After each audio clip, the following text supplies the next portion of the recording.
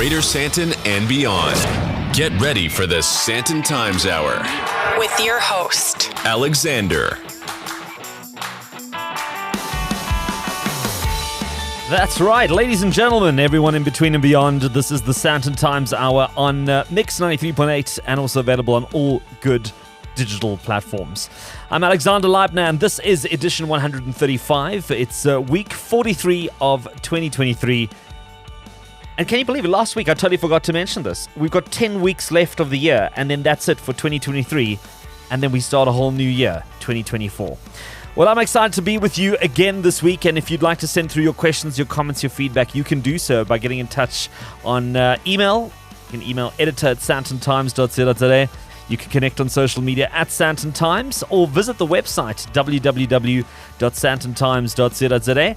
And if you're listening live on Mix 93.8 and not at a later stage via the mobile app or on one of the podcast platforms, well, you can use the WhatsApp line right now. It's open on 084 822 0938. That's 084 822 0938.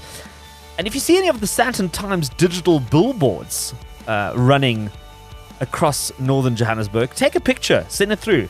I'd love to see if you spot one. It's going to be running for the next couple of weeks. I think it's about 60 days or so. Very excited about that. But a special welcome to everyone listening in Johannesburg and Pretoria, across South Africa, or wherever you are in the world. If it's online or on air, I'm happy to report that all is well in Sandton land. And as always, I'm joined by my left-hand man, Vincenzo. Thank you so much for being here again. And can we just take a moment to chat about the rugby this past weekend? I mean, if the previous week's game against France wasn't a showstopper, then I don't know what this week was. I mean, we now stand facing one of the longest weeks, I think, this year, as we build up to the final of the Rugby World Cup 2023. And we're going to be facing off against the All Blacks. I think the last time we did that in a final was back in 1995. So there's a lot coming together here. Both teams have also won the World Cup 3 times. So either which way, however it goes, one of these two teams is going to make history. I mean, what a time to be alive in rugby. And I'd love to hear from you how you felt about Saturday's game. It wasn't pretty. I feel like we didn't play our best. And England was definitely dominating that game. But a win is a win. Even if it is a last-minute kick that got us the points that we needed. But I think we were hanging on with everything that we had. Honestly, at one point I thought maybe I should just switch this off and actually start watching something on Netflix or something, because I just couldn't take it anymore. But we made it. And what an exciting week ahead of us. A quick look at this past week that I had. Well, I had the pleasure of doing a talk for the management team and staff at a Sandton hotel group, which was lots of fun. And thank you to them for inviting me to do that. Then it was International Gin and Tonic Day, and I spent some time with Bombay Sapphire, who organized a bit of a gin route through Greater Sandton, different bars, places I'd never heard about. Very nice places. They're in Hyde Park. There's some spots in Rosebank, and it's always good to be introduced to some new spots. And I know one of them was probably packed on Saturday night for the rugby. They had some nice artists. They had some good cocktails. Loads of fun. Coming up on this week's show, he has become synonymous with real estate in South Africa, and now a book about his life has hit our shelves this week. I get a chance to chat to this property maverick in just a minute.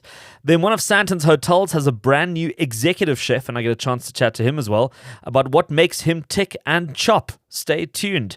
And finally, I discover who some of South Africa's award-winning takeout spots are. This and more coming up shortly. Let me pre-warn you, it's an Indlovu Youth Choir-filled hour as we celebrate the Bokkers' victory on the weekend, and of course also prepare for a big weekend. It's time for Africa, and it's time for some music on the Sandton Times Hour on Mix 93.8. Show some love.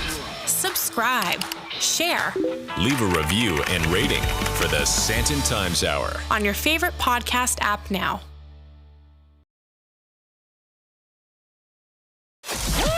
You're listening to the Sandton Times Hour. It's the Sandton Times Hour on Mix 93.8 and available on all good digital platforms. South Africa's Indlovu Youth Choir with Waka Waka, This Time for Africa, as we send our best wishes to the Springboks this week in the build-up to a highly anticipated final. Let's take a look at what else is making headlines this week. Well, Amazon announced that it will launch Amazon.co.za in 2024, providing South African-based sellers the ability to reach customers nationwide, reports Daily Investor. So many people might think that Amazon only sells its own stuff on its website, but actually they've got a very, very good percentage of people who just use the platform to sell to other people through Amazon.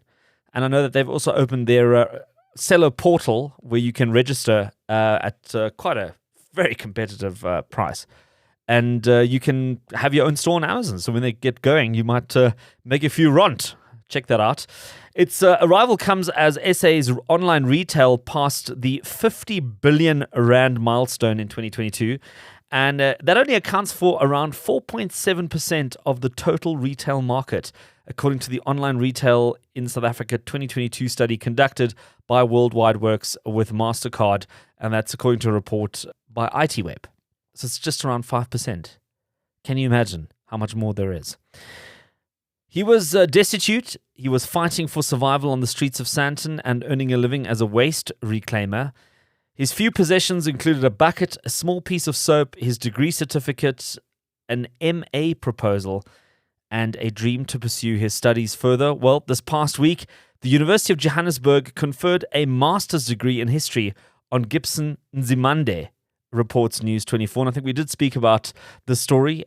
He was one of those people that we probably see every day, going through trash, collecting plastic and paper and whatever else he could find to earn a living. And now there he was on stage receiving a master's degree in history. What a fantastic story. Let's leave the headlines there for this week. After the break, I'm joined by the chairman of Sotheby's International Realty South Africa, Lou Geffen, to chat about a book released this week capturing his life story titled Soul Mandate, The Extraordinary Life of a Property Maverick, right after the break. Online, on air, Anywhere, anytime. this is the Sandton Times Hour. The best of talk and music in 1 hour. This is the Sandton Times Hour. It's the Sandton Times Hour on Mix 93.8 and available on all good digital platforms. And as we get the hour going, it's always great to chat to people who've been movers and shakers in South Africa's economy and obviously in Greater Sandton and beyond its borders. And it's one thing being in the realty space. I mean, there's a lot of property shows when you go onto Netflix, when you go onto DStv, that people absolutely love watching these massive houses being sold off. It's one thing being in the hot seat and in the driver's seat when you're selling these properties. It's another one when you've got your name on the board or on the advertising billboard selling those properties. And one man who's been synonymous with selling properties in South Africa is a man called Lou Geffen. He's the chairman of Sotheby's International Realty in South Africa. He's now brought out a book. It's available in all good bookstores, online and offline. It's called Soul Mandate, The Extraordinary Life of a Property Maverick. And he joins me on the line. Lou, it's great to have you on the Sandton Times Hour. Hello, Alex. Hello to you and all your listeners. Thank you so much. Well, Lou, it's quite a title to have to live up to. I mean, The Extraordinary Life of a Property Maverick. Do you sometimes look back on your life and think, my goodness, did I do all of that? Yes, when you put it all together in one book, it does sound amazing. But as you live your life step by step, you don't feel it. It's a growing pattern. Absolutely. Well, can you share a little bit more with us about your early life? What influenced you and what shaped you into this person that had this maverick spirit to take on this kind of business? Well, I think it all started early in life. When I was 4 years old, my parents had a very contentious marriage. They got married and divorced each other 3 times during that period. But at 4 years old, my father was a gambler and my mother had enough of him. And she left for the Sorbonne in Paris to study for a year. So that year that she left me, I was placed with my granny and grandpa in the block of flats San Francisco, which is now in Hillbrow. And no, it was then in Parktown. They played rummy all day and I was left loose. So I became a maverick from that age because I had no supervision, hardly any supervision whatsoever. So I made my own, I sort of worked it out for myself. So it kind of laid the foundation for what would eventually become a bit of a property empire. You mentioned in the book you were a hawker and then you ventured into construction. How did that sort of career progression come about? So my mother was an amazing woman. I mean, she was a charismatic person, and she was the founder of Aida Real Estate. So subliminally, all those years growing up, I knew about real estate because that was the talk at the dinner table, whatever. So I had the subliminal messages, but I wouldn't say I was keen on it. But at 20, I gave it a try, and I went into the area of Greenside Memarentia, which is quite a middle-class, conservative area. And I found that I could do it, but I didn't really enjoy it. So this was after Israel. I went to Israel. I came back. I met my wife, Sandy, that year, which was about 1969, I think. I didn't want to get into the property business. I said to my mother, I said, no. I would rather do construction because she was building a house in Houghton. She was going to renovate and sell. So I said, let me do it. So you're talking about the hawking now. So the hawking happened after I got married. I went to buy a tray at Leachy's because I wanted the same kind of filigree tray that I saw in Israel and Jerusalem. I met this guy, Brian Reese, who was the manager, and I bought my tray. But my friend at the time, Tony Alcon, said to me, listen, why don't we buy the whole shop? I said, well, why don't we buy the whole shop? So I called Brian aside and I said, what do you want? They were having a sale of all this filigree and brasswork. And he said, okay, I'll give you a price, 3,000 Rand. In those days, it was a lot of money. Yeah. And I said, okay, deal, but will you take a post-dated check? He said, who are you? I said, well, my mother's Aida. There's no problem. You can, 3 weeks, I'll give you a post-dated check. So we gave him the post-dated check. The goods were delivered to, I was living with my mother at that time in the Peacock House in Houghton. And the goods were delivered and we started polishing, not knowing what to do. And during the night it occurred to us, why don't we take the whole hall to Killarney Mall? In those days they had a grassy verge. And so that's exactly what we did do. And in 20 minutes, a big jag pulls up. It was Younger John's wife. And she said, how much are those 2 incense burners, boys? So I said, well, we bought them for 60. I said, well, the business model double up, 120 each. You just put them in the back of the car. And that's how it actually went. So the bottom line is within 3 weeks, we had made 9,000, we had 9,000. We paid Leachy 3,000. We're now at 6,000 to burn. But in those days, so we decided to get a hawking license and go to Tehran. It was still under the Shah in those days. And all the stuff came from Tehran. We got a hawker's license and off to Tehran we went. 2 young guys, we were 24 apiece. And we went to the shuk, and the Rand in those days, believe it or not, was $5 to a Rand. That was the exchange rate. Goodness. So in actual fact, we had $30,000 sure. Worth of money. And so we bought, I don't know, many crates. The one shop in the shop that we dealt with didn't have enough goods, so they phoned Esfahan for extras. And we left Iran, or Persia, as it was in those days, with all those things. And I was newly married. And so what did I do? I bought a panel van. I went on honeymoon with a panel van with Sandy and myself. When we came back, it was business. So we started with the Indian hawkers in Rosebank. They were selling flowers. And goodness, that was fine. They enjoyed us because we brought business to their market. We played genuine Arabic music. Katum, which is like classical Egyptian in music, but this wailing sound drew the customers. And before long, we were selling our goods.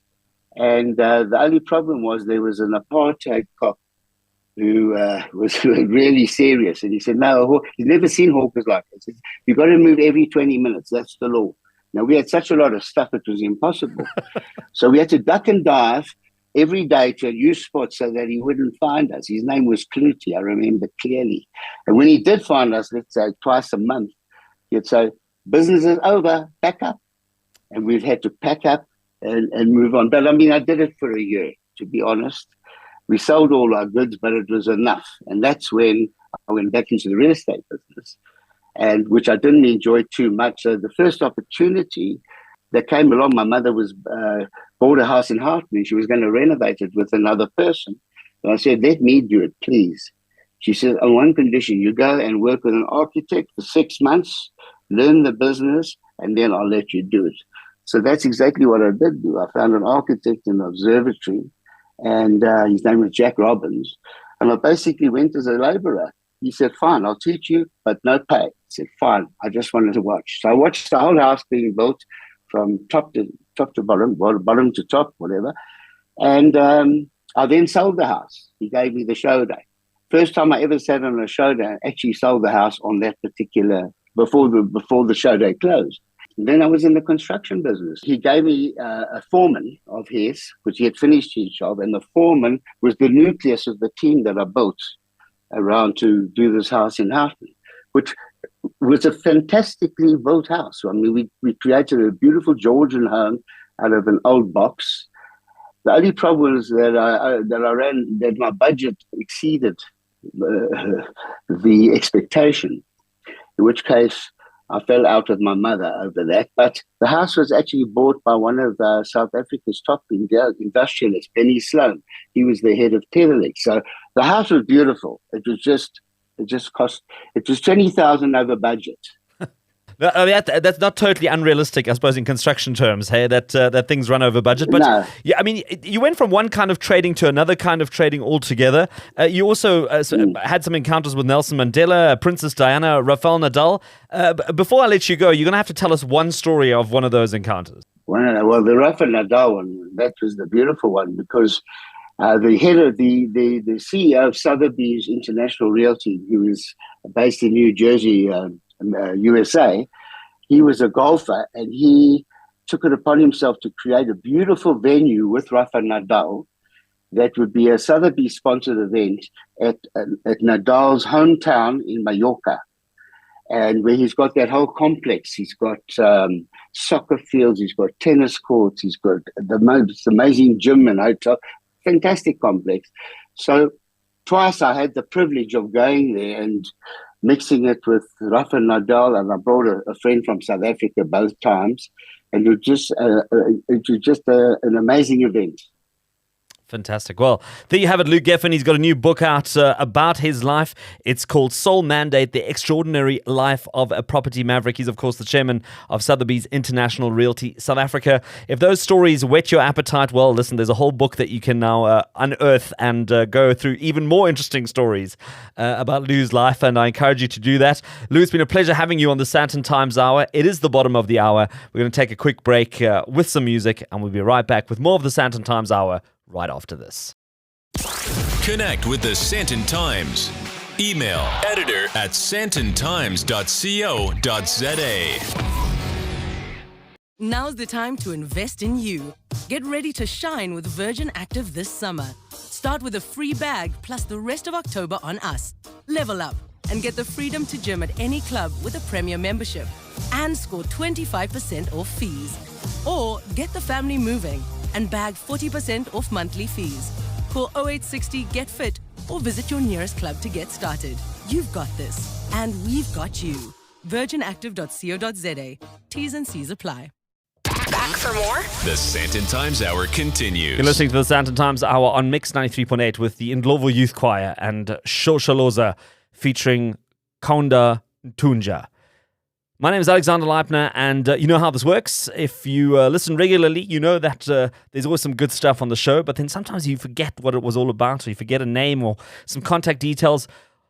Well, don't stress. We put all the information up on the website, www.sandtontimes.co.za, after the show, or as soon as we can. I know some weeks it's taken a little bit longer than others, but then just know that it's been a really busy week.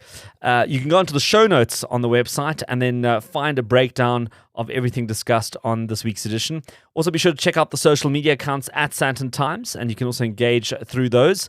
And also, don't forget to get the Listen app. That's Listen without an E. You can now also get the Sandton Times content on that app, and so much more. Now, this past week, the Maslow Hotel introduced a new executive chef, Chef Offense Morake, and I was invited to a fabulous luncheon on the lawns of the Maslow Hotel. They put together a beautiful setup to just to showcase some of this man's talented dishes, some of the incredible stuff that he put together. And I must tell you, it is really, really something. I mean, I must say he's got a real talent for what he does. And before we get going, let me take this opportunity to congratulate you on some wonderful dishes, Chef Morake. And congratulations to you and your team. Thank you very much, Alex. It was a really great afternoon. I'm happy the way it went. So, Chef, tell me a little bit more about your career. How did you get to this point now where you're now looking after the kitchen at the Maslow Hotel? Career-wise, my story is a little here and there. I was really kind of confused as to what exactly I wanted to do with my life, and wasted a lot of my mom's money just trying to figure all of those kind of things out. But eventually, I decided to turn what was a hobby and a passion into a career. So I attended chef school in 2010. Eventually, from there, I was able to secure a great internship at the Ritz-Carlton Hotel in Naples, Florida. At that time, it was 5-star, 5-diamond. It had a certified master chef as a person who was in charge of the hotel. So it was an awesome opportunity. I spent some time over there. And coming back, I had a brief stint in food retail at one of South Africa's major retailers. And then from there, I took up a bit of a risky challenge. And I think that was, where my career started to take shape, as I was part owner of a coffee shop called The Whippet in Linden. I was also part of the founding team of that. We ran there with them for about 5 years or so.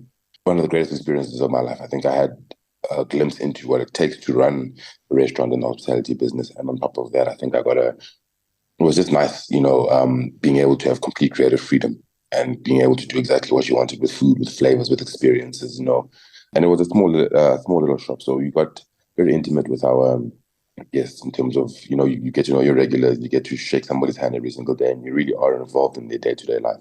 And I really enjoyed it. But after that, I decided to take a brief hiatus and take my talents to the bush, because, we're running a restaurant as well. You end up sort of doing a lot more administrative work and not as much of the creative things in terms of actually standing behind a chopping board, So I decided I need to go back to the roots and start, getting back to cooking in the right way. So I went to the bush, bit of a challenging experience, limited ingredients, only certain deliveries that were flying in stuff for us. Really a challenge in terms of a chefing perspective. Putting together creative, flavorful, textured menus with limited ingredients was really cool. I spent about 2-3 years there before coming back home, working with Hyatt, and eventually landing up here at Maslow. I mean, I think the Maslow is all better for it. I mean, as I say, we had some incredible dishes that you served up. But just to touch on that that first step into the chef's world, I mean, kicking it off at the Ritz-Carlton is truly spectacular. And I believe you had a very good mentor there. How did he sort of contribute to your dedication to attention to detail in the kitchen? I think he contributed because everything that happened in that kitchen, obviously to run 2 properties and 2 kitchens, serving, 1,500 people on a daily basis, you have to be meticulous, especially if you want to serve creative, tasty, and flavorful food.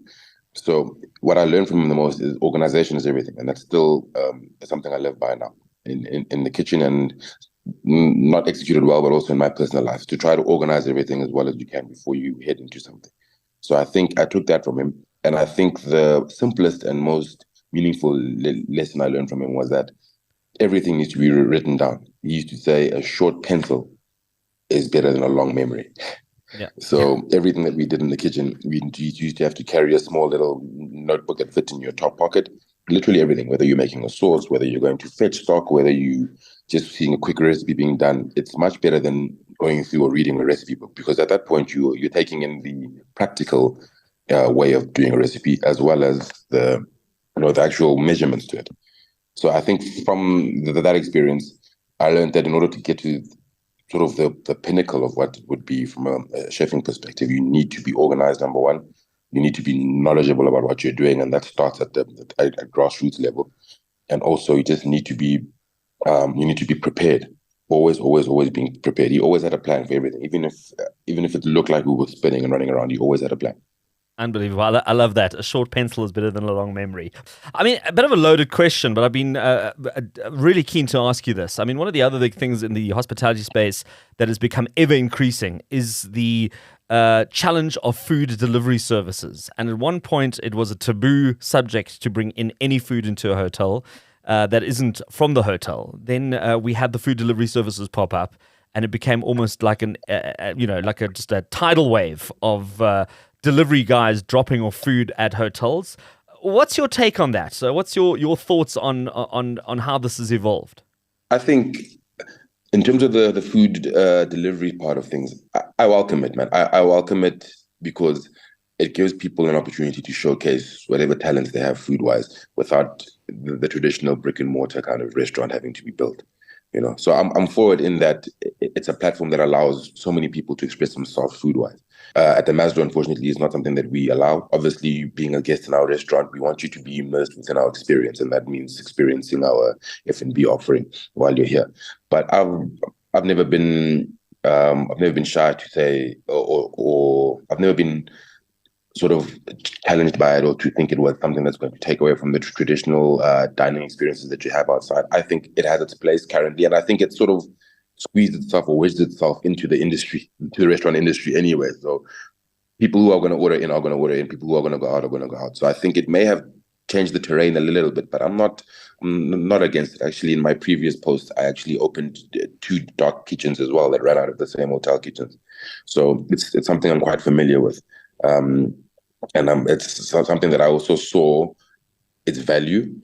And I also realized that it doesn't necessarily detract from traditional restaurants or traditional hotel dining or anything like that. I think if your experience calls for people, it wouldn't be sort of under threat just because a similar or the same product is available to be delivered to your house. Okay. Because the one thing that you can't replicate is that experience. As much as you can light some candles and put a tablecloth on your dinner table, and then click accept on Uber Eats, and it's still not going to be the same thing. Yeah, for sure. Well, listen, I mean, talking about challenges and talking about meeting the experience expectation. What are your plans now for Lacuna Bistro and Bar at the Maslow in terms of adjusting the menu, tweaking it? I mean, you had some, as I said, some great dishes that you introduced us to. Some of them might make it onto the menu. Some of them might go through a second round before you bring them into play. Yes. So the next steps are going to be the product. So the product management kind of run. So we will try a bit more of the recipes. We will write the recipes up. We'll cook and taste everything. We'll go through the normal sort of product development process that I go through normally, which is to literally get a piece of paper, grab a few ingredients, and start making food and start documenting that process in order to put together the dishes that we want to finally end up with on our menu. So yeah, some of the ones that we served yesterday, given that response, I'd be silly to not try to explore putting those on the menu. So definitely some of them will probably land up on the menu, but it is a process. The Lacuna Bistro menu right now is also a bit larger than I think it needs to be. So we're going to sort of tone it down. We're going to refine it. We're going to bring it down to a level where we have an all-day menu as opposed to a lunch and a dinner menu. I think in terms of the setup of the restaurant or the experience, we will set the restaurant up for lunch and dinner, but the menu will carry itself through all the way through. I think the type of dishes we want to do, the direction in which I want to take the menu, which was maybe a little bit highlighted in lunch, but not exactly to its fullest, is this concept where we create beautiful dishes and sharing sides. I really have always been kind of in love with this concept of sharing sides. I think that's the best way to dine ever. How often have you gone to and seen a menu and wished you could try everything on there? So I'm trying to sort of hit the Lacuna Bistro dining experience and the menu in a way that says, if you're going to eat something, have a meal, but share it with somebody, whether it's another person in the hotel. It could be a stranger, it could be a loved one, it could be whatever it is. But that is where I'm pushing the concept. But yeah, I think the direction will be smaller menu, it'll run all day, and really encourage people to share meals together. Actually, before I let you go, I need to ask you about the story of you keeping a full set of knives in your boot. Is it strange? I don't know. This is like you're the third person to ask me about this. Is that a weird thing to do? I'm starting to think I might be a little bit weird. No, the story behind it is whenever I get an opportunity to cook, it could be anywhere, and more often than not, I'm in my car. So whenever I get there, I want to make sure I have at least all the tools I require to at least deliver what I think is a good enough meal. I mean, anyway, things like Airbnbs, you go on holiday, whatever it is, you get there and there's just one butter knife in the drawer. And now you're trying to cook something to eat and you don't have all the tools that you need. And for me, outside of that, my knives are outside of what they cost. My knives are like my babies. They're my little, they're the tools of my trade, but they're also a small extension of me. So I'm kind of a little obsessive about it. Yeah. Well, it's tremendous. Well, it's been so great chatting to Executive Chef Ofensa Moraka. He's at the Maslow Hotel, and if you get a chance, I encourage you to go down to the hotel and maybe you get to try some of the new dishes. Maybe you get to see some of his touch coming into the menu. But it's been great chatting to you. Thank you so much for joining me on the Sandton Times Hour. Absolutely. It's been a pleasure. Thank you for having me. And just keep a lookout on all the social media platforms, and you'll see when we are going live with our new menu. Hope to see everybody soon. Tremendous, man. We're going to take a quick musical break and more of the hour right after this. Follow the Sandton Times on social media. At Sandton Times.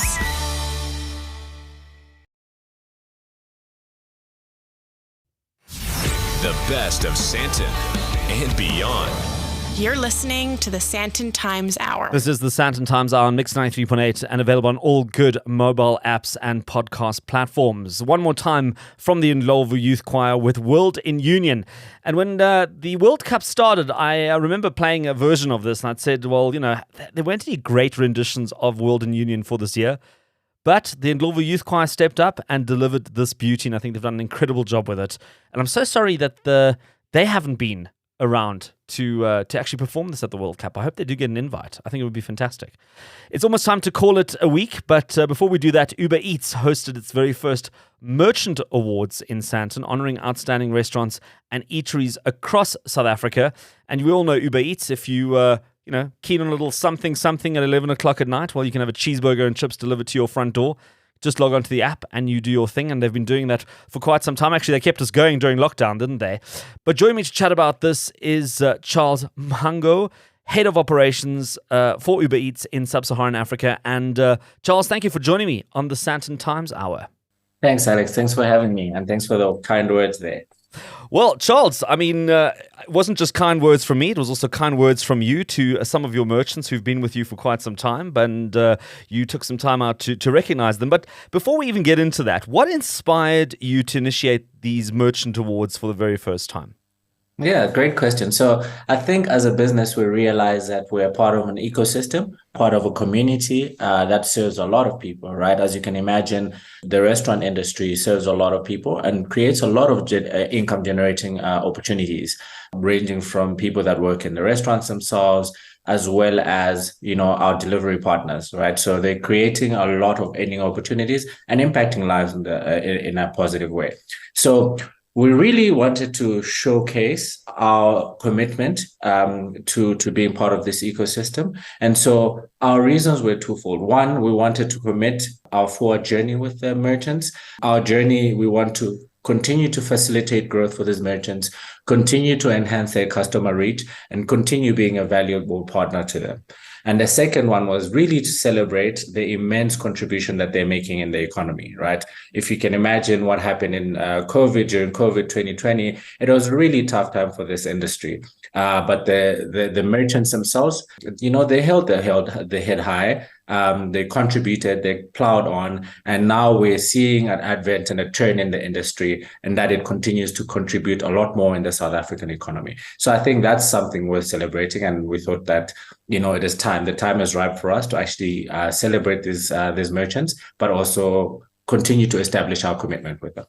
Well, you had the event in Sandton, and there are also quite a few Sandton winners, and we're going to put all those details up on the website. So if you're interested to find out if your favorite spot down the road made it and if they are recognized. But at the same time, what I also quite enjoyed was it wasn't just sort of the big names that were out there. There were also quite a lot of small businesses, and there were quite a few restaurants and eateries in Sandton that I'd never heard of that also got nominated and also walked away with some recognition. And it's kind of encouraged me to go and find out who they are, what they do, and I think that is a very worthwhile thing. But how did the voting process work? Is it just a matter of you guys ordering some lunch at Uber Eats and then sort of like flipping a coin and deciding who wins this? Or was there more science to it than the way I've explained it? So there was a lot more science to it. As you remember, at the awards themselves, we had a few categories. So we had one category which was mainly focused on the delivery people themselves. So when the delivery people, similar to you, when you order on the app, we give you a chance to rate the eatery that you order from. The same goes for our delivery people. So delivery people who vote for merchants that find that they're friendly, that they don't have a lot of wait times in the queue when they're delivering food, merchants that treat them with dignity and respect. So that was one category. On the other categories, we had one that is like our eaters' favorites, right? So you look at an area like Sandton, you pull a community of eaters, they also vote in app. Around what eateries they find to be their favorites. And so you look at sort of those voting processes, tally those numbers, and then you get your local favorites. Then the third component is what we call operational efficiency. So we are an innovative business. We pride ourselves in our, flawless operations. And so operational efficiency is something that we look at and take seriously. So we look at things like, restaurant prep times, acceptance rates. So out of 10 orders, how many are you accepting, for instance? And then we look at like the prep times, like as you can imagine, you as an eater, if you order your burger, you kind of want it within, your hands within the next 30 minutes. So merchants that are committed to making the food at a good, decent pace and make sure that you get your food warm and in a good state, those are sort of like the ones that you'll obviously favor, right? So we look at those things as operational metrics to determine some of the winners. So Kimchi, which is a restaurant I'd also never heard of, won the Merchant of the Year category, which I thought was quite a big title to walk away with. Can you give me some ideas as to what were the criteria, what did they consider when it came to awarding this particular award to Kimchi? Yeah, so Kimchi, brilliant merchant from Cape Town. She's the one who won the Merchant of the Year award. So as you can imagine, we said we had various categories as to what we're looking at. So operational efficiency, looking at treatment of couriers and the couriers rating, looking at eaters and eater rating, looking at order numbers, looking at all sorts of those things. And then when you look at these various different categories, then you do start to see a trend of someone who's standing out across all various categories. And that's why Kimchi came top. They came top on operational efficiency. They came top as a courier's favorite merchant in Cape Town, as well as the eaters. And so that's what kind of determined them to be Merchant of the Year award. So apart from Kimchi walking away with the big prize and the big title, any other success stories that you uncovered in the process of nominating and obviously then awarding some of these successful merchants? Yeah, absolutely. So there's a merchant called Wakanda that was also at the event. They're a small, medium-sized business. They were part of our academy with AMI. So as part of our community outreach, we've partnered with AMI, the African Management Institute, to aim to sort of beef up entrepreneurial skills in some of the merchants that are just coming up. You can imagine some of the merchants are chefs at heart. They don't know how to run a business. They haven't really had the background of running a business. So we beef them with the sort of entrepreneurial skills of building a business. So as we embarked on this journey, looking at some of these merchants, to our surprise, Wakanda was one of the merchants. They were coming up tops in everything. And it made us very immensely proud to honor them, knowing that they also sort of come from our, AMI partnership on sort of cultivating entrepreneurs in the country. Well, it's great to see that's not just the juggernauts in the convenience food business that are getting it right or not even close to getting it right. It's actually often the smaller to medium-sized businesses that seem to be striking a chord on many different points. And it's good to see them stepping up and winning these big titles. Now, before I let you go, Charles, one category that I missed was the driver of the year. Because often I meet these drivers, they're unbelievably friendly. They have a tough job. I mean, riding those motorbikes day in, day out. And then also when it rains, especially now that we're going into the summer season, I mean, they really have a challenging time. Charles, any plans to introduce the driver of the year for 2024? That's a brilliant question. So before this, in the past 4 weeks, what we've been doing is we've been touring the country, having what we call our Courier Inner Appreciation Awards, which is solely, just like we had the Merchant Awards. This is solely focused on appreciating our courier partners, our delivery people. And so we've had these events in Johannesburg, Cape Town, East London, Port Elizabeth, Bloemfontein, where, we had massive prizes. Some of the couriers that are the best performing managed to walk away with motorbikes. And so we are doing our best to make sure that all sides of the marketplace are being honored, because again, we realize that we're part of a larger ecosystem here. Well, there you have it, Charles Mahango, Head of Operations for Uber Eats in Sub-Saharan Africa, talking about the first annual Uber Eats Merchant Awards, which were held in Sandton this past week. And that's it for another Sandton Times Hour on Mix 93.8, and is always available as a podcast on Apple, Google, and Spotify. And of course, it's now on the Listen app. You can email us on editor@sandtontimes.co.za or reach out on social media @Sandton Times. And don't forget to visit the website www.sandtontimes.co.za. And feel free to send through your questions, your comments, your feedback, your input. All of those things are welcome. It's always good to hear from you. Thank you to all my guests who made the time to be on the show this week. And as always, Vincenzo, I had somebody asking about you this week, saying, your producer seems to be working like an absolute madman. And I said, yes, indeed he does. He works hard. He does the audio. He does all these things. Incredible. But we'll be watching the rugby on Saturday and hopefully next week, Monday. Well, fingers crossed, we have something to celebrate. Thank you to the Sandton Times team as well as everyone at Mix 93.8. And of course, thank you to you for listening every single week. And let's connect again next week.